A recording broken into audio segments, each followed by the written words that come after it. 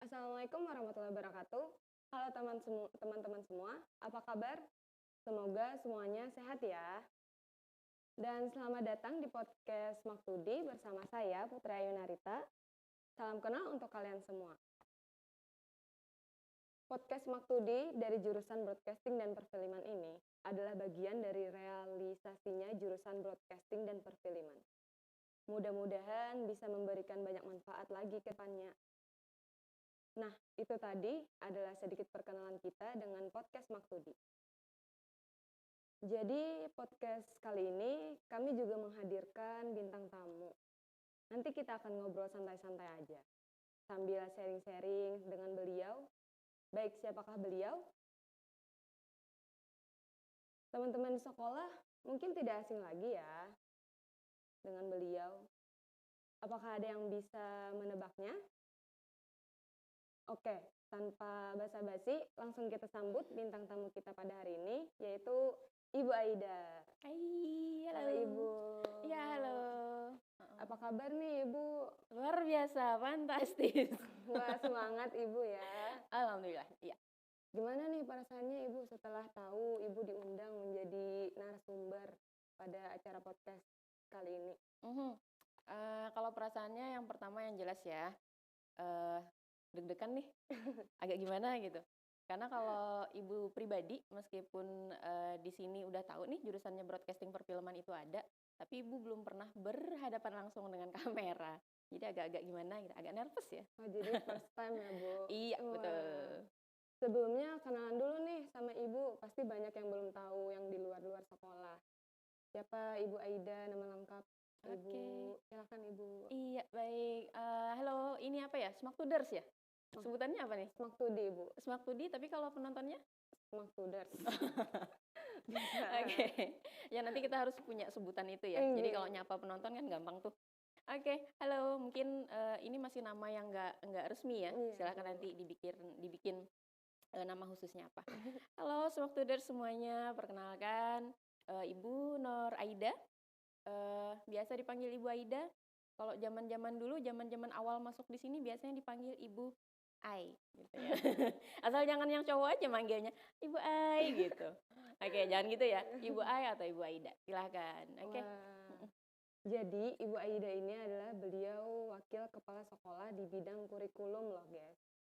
Jadi kalau ada yang penasaran bisa aja nih tanya-tanya atau kenalan lebih lanjut sama beliau. Iya. BTW Bu, tentang kurikulum kita akan nanya-nanya singkat tentang hal-hal yang berkaitan dengan kurikulum. Oke, siap. Siapa tahu mereka ada yang pengen tahu yang lebih jelasnya tentang kurikulum di SMKN 1 Batu Mandi ini. Oke. Nah, jadi Bu, karena saya juga belum tahu banget tentang kurikulum, mau tanya nih Bu, kurikulum itu apa sih Bu? Iya. Kalau kurikulum itu sendiri ya, ini mungkin kita pakai bahasa yang gampang dipahami aja ya. Kalau kurikulum itu sebenarnya perangkat rencana. Jadi ada sistem, ada rencana, yang itu nanti akan kita pakai sebagai pedoman selama menjalankan pendidikan di sekolah.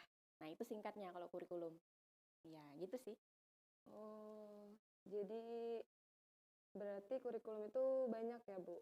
Ya harusnya banyak, karena iya unsurnya itu harus banyak. Kenapa? Karena kurikulum itu ngatur dari kalian pagi datang ke sekolah sampai kalian pulang.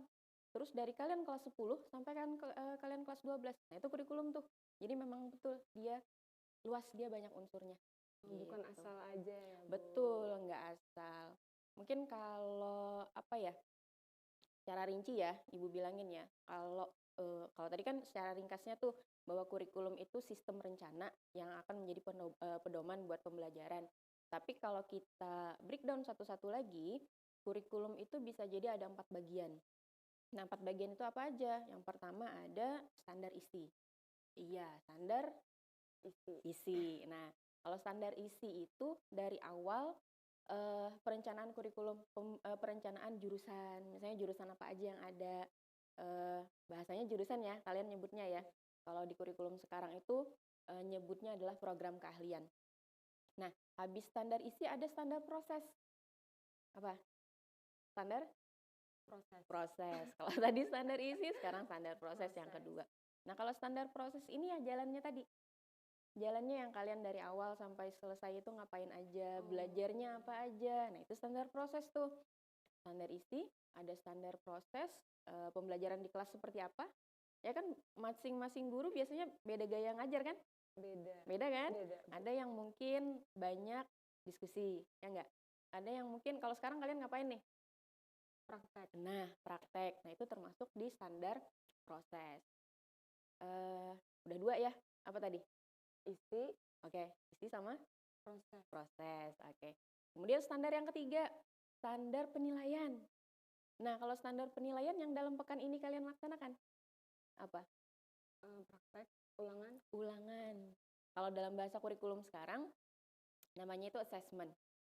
Nah, assessment itu termasuk dalam standar penilaian. Kemudian yang keempat, ada standar kompetensi lulusan.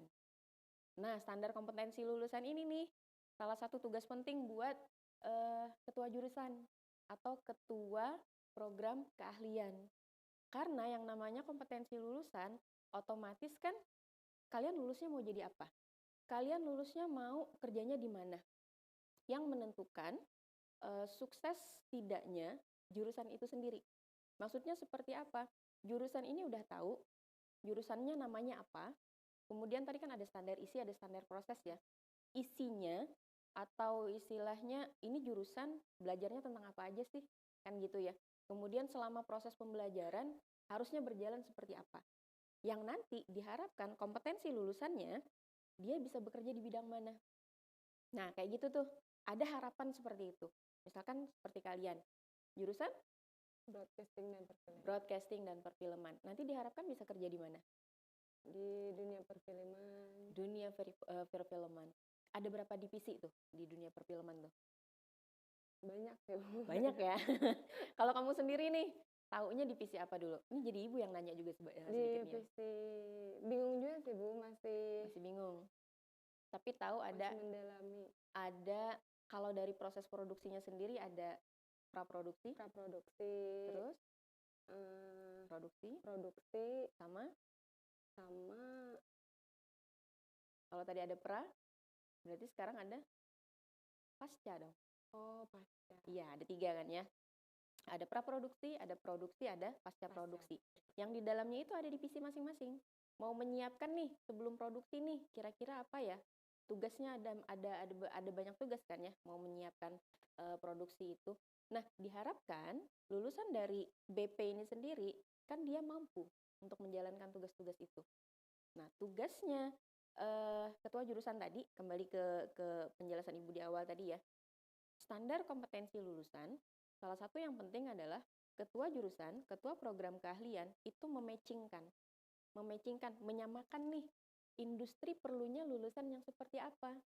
Maka kami di sekolah akan mencoba untuk menciptakan lulusan yang sesuai dengan kebutuhan industri. Nah, itu salah satu tugas kurikulum juga. Itu ya, jadi ada standar isi, ada standar proses, ada standar penilaian, yang terakhir ada standar kompetensi lulusan. Nah, itu tadi. Itu kalau Ibu sedikit membuka tentang tugas-tugas dalam bidang kurikulum. Yang jelas enggak Ibu sendiri nih yang mengerjakan, harus dibantu dengan yang lain. Utamanya juga tugas dari ketua program keahlian. Nah, gitu. Wah, banyak juga ya, Bu, ternyata. Iya. Mengingat banyaknya jumlah siswa di Smaktudi. Betul. Lanjut nih, Bu. Ibu sudah berapa lama menjadi wakil kepala di bidang kurikulum? Ibu jadi ditunjuk sebagai wakil kepala sekolah bidang kurikulum itu Mei tahun 2021. Sekarang Mei 2024. Berarti sudah berapa tahun tuh? 3 tahun? 3 tahun. Lama juga ya, Bu. Dibilang lama, tapi dibilang enggak juga enggak. Kenapa? Karena Ibu baru menghasilkan 1 lulusan. Baru yang lulusan tahun ini tadi, yang baru kita melaksanakan perpisahan kan? Iya. Nah, itu adalah saat mereka kelas 10, Ibu jadi wakil kepala sekolah bidang kurikulum. Jadi istilahnya apa ya? Ibu menjalankan tugas sebagai wakil kepala sekolah bidang kurikulum baru menghasilkan 1 tamatan. Nah, itu sebenarnya ya. Terus sih BTW nih Bu, kurikulum di sekolahan ini digunakan kurikulum apa Bu? Nah, kalau kita sendiri di SMK Negeri 1 Batu Mandi, kita menggunakan kurikulum Merdeka. Kurikulum Merdeka. Jadi, kurikulum Merdeka, mau tahu nggak nih Merdeka itu apa? Apa nih Bu? Kurang tahu juga Bu. Iya. Oke, kalau kurikulum Merdeka itu kurikulum yang memang ingin memerdekakan, merdeka buat peserta didiknya, merdeka juga buat pengajarnya. Artinya apa? Kita tidak kalau dari pusat sendiri, dari pemerintah pusat ya, tidak ada batasan yang mengekang bahwa pembelajaran harus seperti itu, tidak ada. Tapi menyesuaikan kepada eh, kalian selaku peserta didik dan kami selaku guru-guru. Artinya kami menjalankan tugas kami sesuai dengan potensi kalian. Kami harus kenal dengan kalian, kami tahu potensi kalian, kami arahkan potensi itu nanti bisa dikembangkan di mana. Nah, itu kurikulum Merdeka. Iya. Kurikulum Merdeka ini baru-baru aja kan? Kita udah menghasilkan satu tamatan. Oh. Iya, dari tahun 2021 itu pertama kurikulum Merdeka. Waktu itu namanya kurikulum paradigma baru. Tahun 2022 namanya berubah menjadi kurikulum Merdeka sampai sekarang. Iya, gitu. Ibu enak dan tidak enaknya atau suka dan dukanya menjadi wakil kepala sekolah di bidang kurikulum itu ada nggak Bu atau apa? Wah, ya Allah. Kalau ditanya suka duka, pasti ada. Ada suka, ada duka. Jadi kayak gimana ya? Mungkin normal ya. Normal kita manusia. Kadang ada lagi semangat-semangatnya. Kadang ada lagi down. Kan gitu ya. Pada saat kita lagi capek, ya udah kayak, aduh, mau dibawa kayak gimana lagi nih? Misalnya kayak gitu kan. Tapi kalau misalkan melihat lagi nih, kalau kita balik lagi, tugas kurikulum itu sebenarnya apa, kemudian kita pengennya menghasilkan yang seperti apa, insya Allah semangatnya akan terus muncul. Itu sih sebenarnya suka dukanya ya. Jadi tergantung dari ini lagi semangat, apalagi ya biasalah down misalnya kayak gitu. Terus kalau harapan Ibu ke depannya nih untuk maksudi kita apa nih Bu?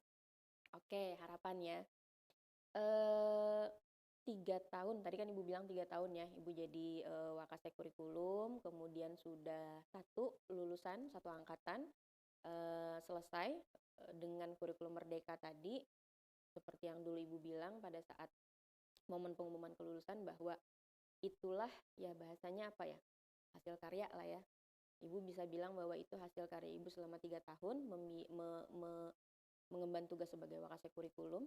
Harapannya sebenarnya selama perjalanan 3 tahun itu Ibu juga belajar kan. Ibu belajar bahwa oh kurikulum jadinya seperti ini ya. Idealnya pendidikan di SMK dengan kurikulum Merdeka itu harusnya seperti ini ya. Nah, Ibu pengen harapan Ibu adalah Ibu bisa apa yang Ibu pahami itu benar-benar bisa Ibu terapkan, benar-benar bisa Ibu bawa ke kalian selaku peserta didik. Dan satu kondisi yang Ibu pengen adalah peserta didik itu atau siswa-siswa itu, Ibu pengen sekolah itu gimana ya? Bahasanya apa ya? Semrawut yang teratur. Gimana tuh? Dia posisinya acak tapi teratur. Maksud Ibu gini, masuk ke lingkungan sekolah, bisa jadi ada kalian yang berada di bawah pohon, ada yang berada di teras kelas gitu kan, ada yang berada di lab, yang mungkin ada 5 orang, ada 10 orang, ada 7 orang.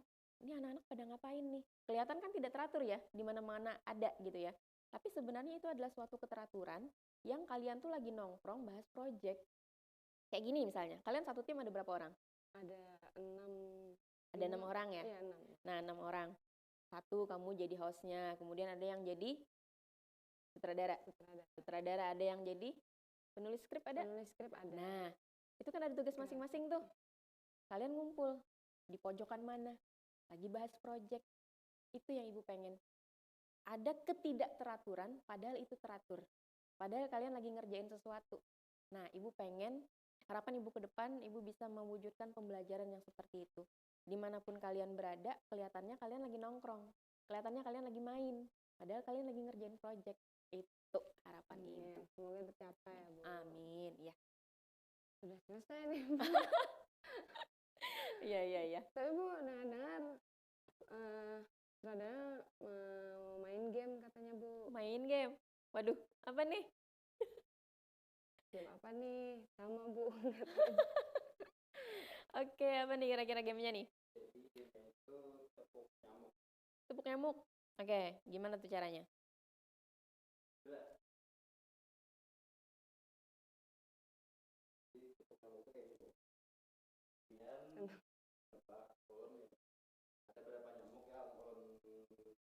Mhm.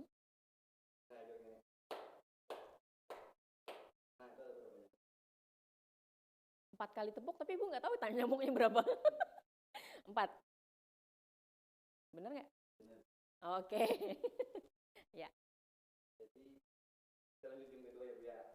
Mhm. Cuaca sedang mendung, ada 5 orang tapi hanya ada 1 payung. Bagaimana cara agar mereka semua tidak kehujanan? Cuaca lagi mendung, ada 5 orang, tapi payung cuma 1.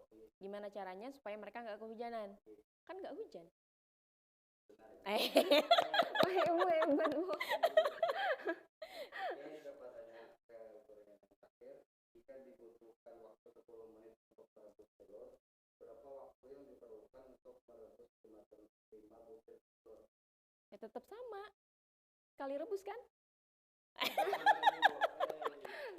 Oke. Masih Mudah ada? banget ya, Bu. Oh, ya. Untung Ibu konsen. Kalau enggak. Oke. Oke, sama-sama. Wah, hebat Ibu Yeay. jawabnya. Syukur bener. Kalau enggak, kurikulum loh. Oke.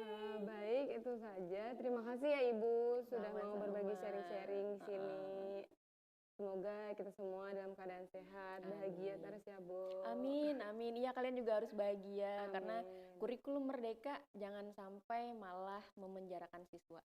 Nah, gitu ya. Iya, Mudah-mudahan amin. kalian bahagia Amin. dengan apa pembelajaran yang kami setting di SMK Negeri 1 Batu Mandi. Baik, buat teman-teman semuanya, buat kalian yang ingin menyampaikan kritik dan saran boleh juga nih. Dan misalnya kalian mau kasih saran apa gitu tentang podcast kita selanjutnya, keseruan podcast BP ini. Sekali lagi terima kasih, sampai ketemu lagi di lain kesempatan. Wassalamualaikum warahmatullahi wabarakatuh. Waalaikumsalam warahmatullahi wabarakatuh.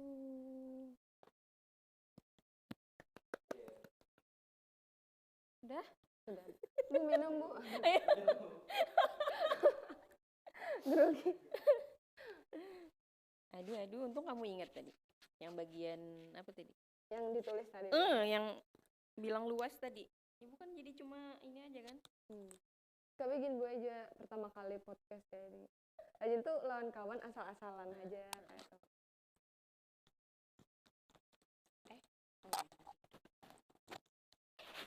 Kalau Ibu mau lihat hasilnya nanti gimana?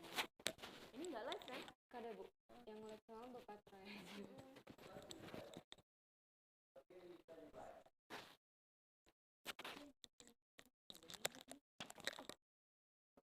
Makasih Bu ya Bu.